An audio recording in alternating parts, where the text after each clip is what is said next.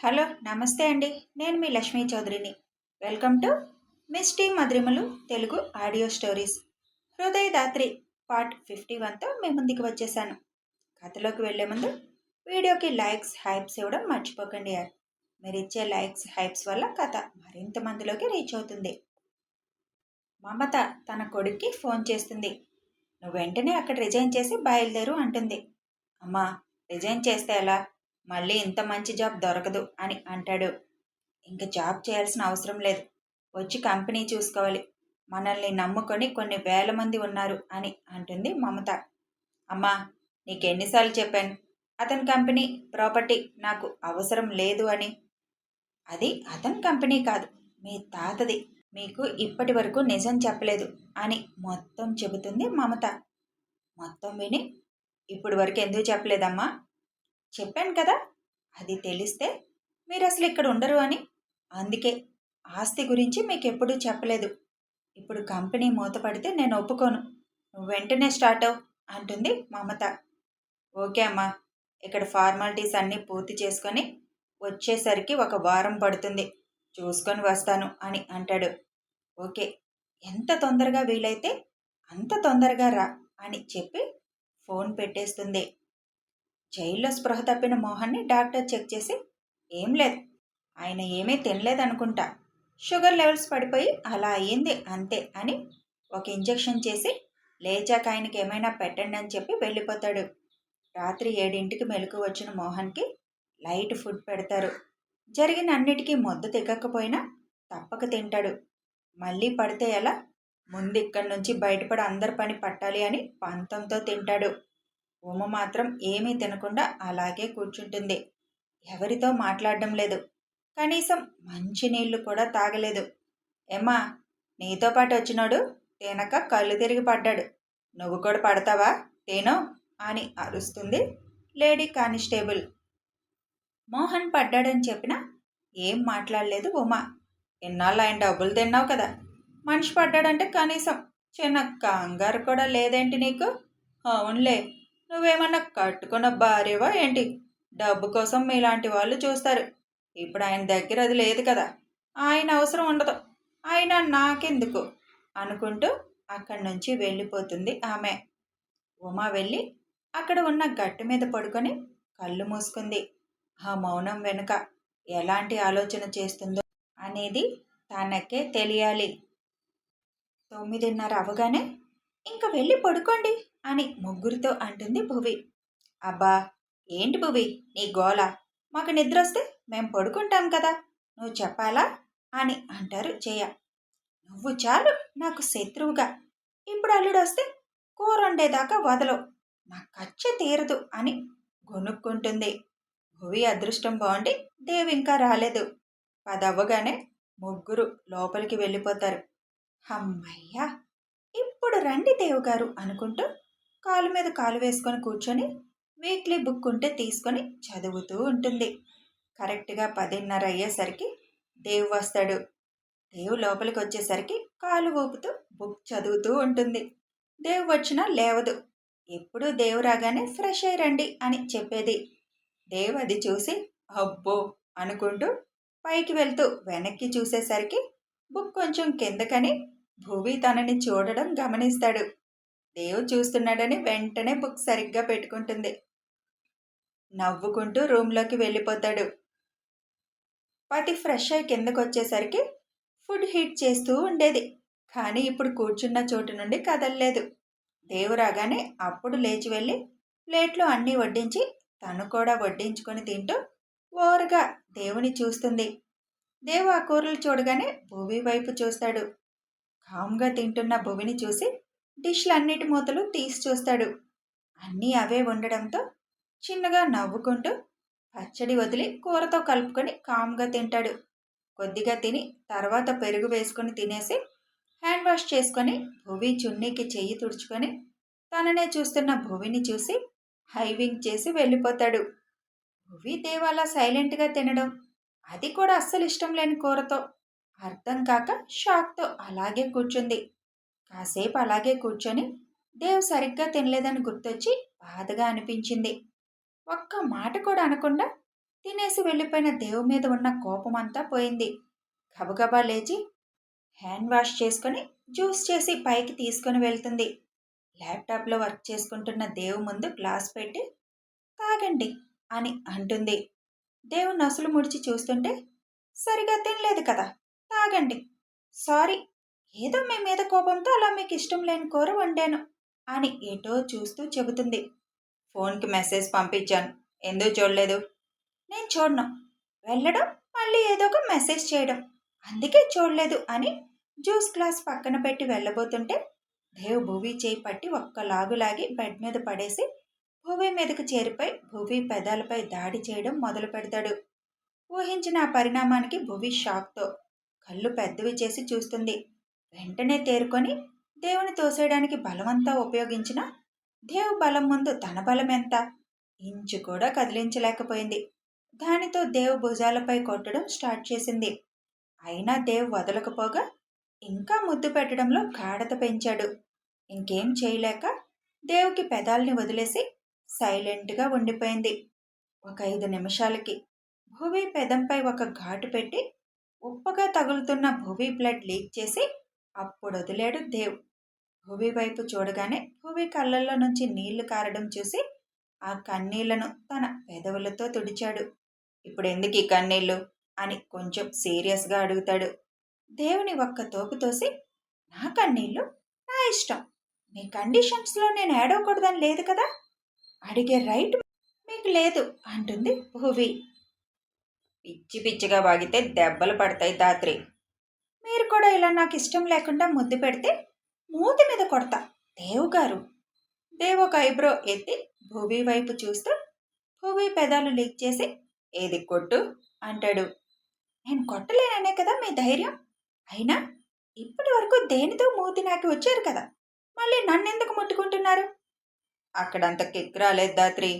నీ పెదవుల్లో ఉన్నంత తీయదనం ఎక్కడా దొరకడం లేదు. వాళ్ళని ముద్దు పెడుతున్నా నీ పెదవులు గుర్తొస్తున్నాయి, మరి ఏం చేయను?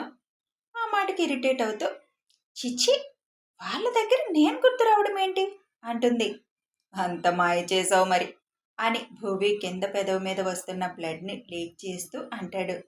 ఎగవండి, నేను చెప్పాను కదా అలా వెళ్ళొచ్చిన రోజు నన్ను ముట్టుకోవద్దని. నేను మీ కండిషన్స్ పాటిస్తున్నప్పుడు మీరు నా కండిషన్స్ పాటించాలి కదా దేవ్ గారు.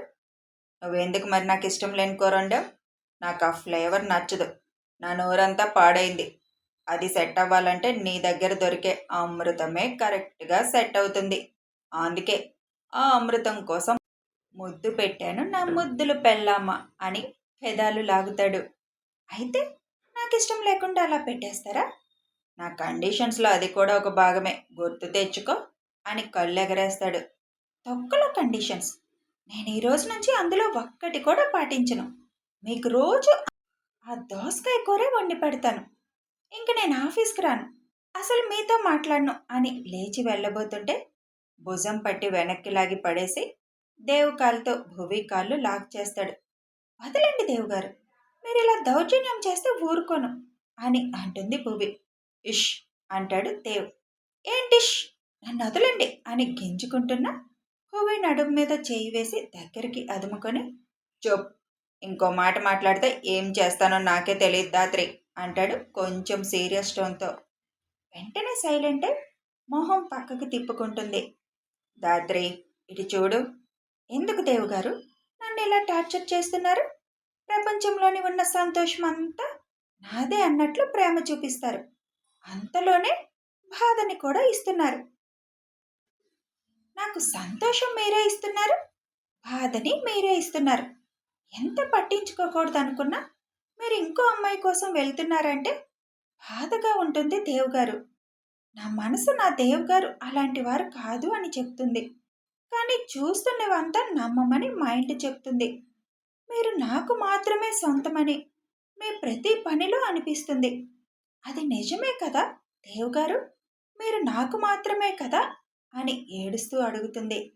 భువిని తన గుండెలకి హత్తుకొని ఏడవకురా ప్లీజ్, నువ్వేడిస్తే నేను అస్సలు భరించలేను అని అంటాడు. అంతే తప్ప నేను అడిగిన దానికి సమాధానం చెప్పరు, చెప్పకండి అని దేవుని వదిలి బాల్కనీలోకి వెళ్ళి ఆ డోర్ లాక్ చేసుకుంటుంది. ధాత్రి ఓపెన్ ద డోర్ అంటాడు దేవ్. నేను ఎలా పోతే మీకెందుకు? 2 ఆకళ్ళు తీరాయి కదా, పడుకోండి ఇంకా అని అంటుంది. నువ్వు డోర్ తీస్తావా బ్రేక్ చేసేయాలా అని అడుగుతాడు దేవ్. చేసినా చేస్తారు అని డోర్ ఓపెన్ చేస్తుంది. నన్నెక్కడ కూడా ప్రశాంతంగా ఉండనివ్వరా అన్న భూవి చేతిలో తను పంపిన మెసేజ్ ఓపెన్ చేసి ఫోన్ చేతిలో పెట్టి చదువు అంటాడు. ఏముంటుంది ఇందులో? ఇందాకటి నుంచి ఓ మెసేజ్ చదివని గోల అని అది చదివిన భూవి షాక్గా దేవ్ వైపు మెసేజ్ వైపు మార్చి మార్చి చూస్తుంది. నేను నీకు చెప్పేదాకా కూడా ఆగకుండా కారు దిగావు. పోనీలే ఏడుస్తుందని మెసేజ్ చేస్తే చూడలేదు. పైగా నా మీద రివెంజ్లు, ఇప్పుడు ఈ శోకాలు. ఇంక నీకు నచ్చినంతసేపు ఉండి ఇక్కడే, నాకేం అభ్యంతరం లేదు అని వెళ్ళి పడుకుంటాడు దేవ్. నేను నువ్వు అనుకున్నట్టు గెస్ట్ హౌస్కి వెళ్ళడం లేదు. ఒక పని మీద హాస్పిటల్కి వెళ్తున్నా. రావడానికి లేట్ అవ్వచ్చు. ఏడవకు. నువ్వు అనుకున్న పనికి వెళ్ళటం లేదు, వెళ్ళాలన్న ఇంట్రెస్ట్ కూడా లేదు అని ఆ మెసేజ్ సారాంశం. అది చూసి అక్కడే ఉన్న చైర్లో కూర్చొని నీకంతా తొందర ఎక్కువ భువి అని తల కొట్టుకుంటూ నెమ్మదిగా లోపలికి వెళ్ళి, దేవ్ గారు, ఇందులో నా తప్పేం లేదు. షైనీ అని పేరొచ్చింది, అందుకే నేను అదే అనుకున్నాను అని అంటుంది. పడుకో దాత్రి, విసిగించకుండా అని అంటాడు దేవ్.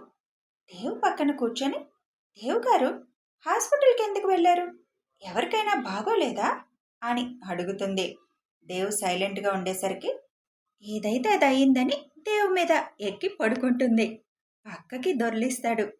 సారీ దేవ్ గారు, అదేంటంటే నేను కొంచెం ఎమోషనల్ అయితే మీరు నిజం చెప్తారని, ధాత్రి నేను నీకు మాత్రమే సొంతమని మీ నోటితో చెబుతారని కొంచెం ఎక్కువ చేశాను.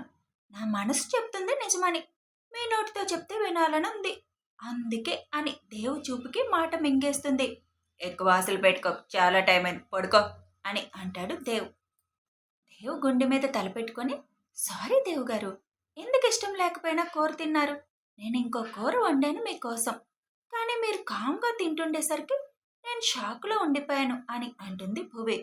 నీ చేతులతో విషం పెట్టినా కామ్గా తింటాను, ఇంకా కూరొక లెక్క అని అంటాడు దేవ్. భువి కన్నీళ్లతో దేవుని చూస్తూ, ఎందుకు నేనంటే అంత ప్రేమ అంటూ దేవ్ మొహమంతా ముద్దులు పెడుతూ సారీ దేవ్ గారు అంటుంది. భువి కన్నీళ్లు తుడుస్తూ, ఏడవకు దాత్రి, నాకు నచ్చదు అని కళ్ళు తుడుస్తాడు. దేవ్ గారు, నేను అడిగిన దానికి సమాధానం చెప్తే ఇంకెప్పుడు మన మధ్య గొడవ ఉండదు కదా. సాయంత్రం పూట మీరు ఎక్కడికి వెళ్ళినా గెస్ట్ హౌస్కే అని నా మైండ్ ఆలోచిస్తుంది. మీకు డ్రింక్ అలవాట్లేదు, స్మోకు లేదు, మరి అమ్మాయిల అలవాటు ఎలా అయ్యారు? అది వయసు చేసే మ్యాజిక్. ఇప్పటికే ఎక్కువ మాట్లాడేశావు, పడుకో అని అంటాడు దేవ్. దేవ్ గుండెలపై తల పెట్టుకొని, ఎంత అడిగినా ఈ దేవ్ గారి నుంచి నిజం చెప్పించలేకపోతున్నా. ఈ రహస్యాన్ని ఎలా ఛేదించడం? రేపు కిషోర్ అన్నయ్యని అడగాలి, లేదా నేనే గెస్ట్ హౌస్కి ఒకరోజు దేవ్ గారిని ఫాలో అయి వెళ్ళైనా తెలుసుకోవాలి. ఒకవేళ నిజంగానే దేవ్ గారు అక్కడ అమ్మాయిలతో గడుపుతుంటే చూసి తట్టుకోలేను, కానీ తప్పదు. ఈయన గారు అసలు ఏమీ చెప్పడం లేదు, నేనే తెలుసుకోవాలి. ఎస్, తెలుసుకోవాలి అని అలాగే ఆలోచిస్తూ నిద్రపోతుంది. భువి నిద్రపోయాక తనని సరిగ్గా పడుకోబెట్టి నుదురు మీద ముద్దు పెట్టి, ఎంత హంగామా చేసో కాసేపు అని చిన్నగా నవ్వుకొని కందిన పెదవిని చూసి లేచి వెళ్ళి జెల్ తెచ్చి రాసి ల్యాప్టాప్ తీసుకొని బాల్కనీలోకి వెళ్తాడు. టైం తెలియనంతగా ఏదో వర్క్ చేస్తూ 4 అవుతుండగా వచ్చి పడుకుంటాడు. ఉదయం 10 గంటలు. కోర్టు ప్రాంగణం. మోహన్ని, ఉమని, వీడియోలో ఉన్న మిగిలిన వారిని జడ్జి ముందు ప్రవేశపెడతారు పోలీసులు. వాదోపవాదాలు విన్నాక 14 రోజులు అందరికీ రిమాండ్ విధిస్తారు. దానితో అందరినీ జైలుకి తరలిస్తారు. మోహన్ అక్కడున్న ఒక కానిస్టేబుల్కి డబ్బు ఆశ చూపించి ఒక ఫోన్ కావాలి అని అడుగుతాడు. నాకు కొంచెం టైం ఇవ్వండి అని అడుగుతాడు కానిస్టేబుల్. కొంచెం తొందరగా చేయి అని చెబుతాడు.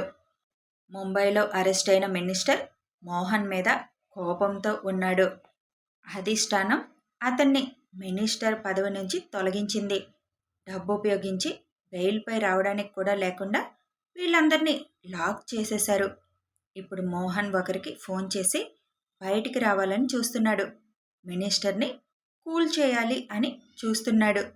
ముందు బయటికొచ్చి ఇది ఎవరు చేశారో తెలుసుకోవాలని మోహన్ ఆలోచన. మరి తెలుసుకుంటాడా? కథ కొనసాగుతుంది. మరి మోహన్ ఇదంతా దేవే చేశాడని తెలుసుకునే టైంకి అతను పరిస్థితి ఏ స్థితిలో ఉంటుంది తెలియాలి అంటే ఫాలో అయిపోండి. వీడియో నచ్చితే ఒక లైక్ చేయండి, షేర్ చేయండి, కామెంట్స్ రూపంలో మీ అభిప్రాయం తెలపండి. సబ్స్క్రైబ్ చేసుకొని ఛానల్ని సపోర్ట్ చేయండి. Thanks for watching and listening.